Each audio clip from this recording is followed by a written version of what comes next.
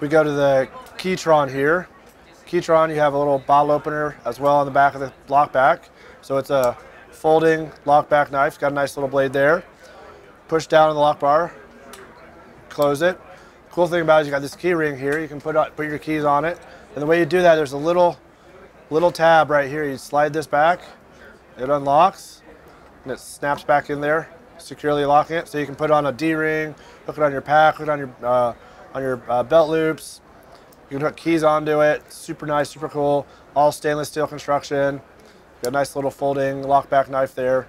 This is the KeyTron. And again, nice little bottle opener on there.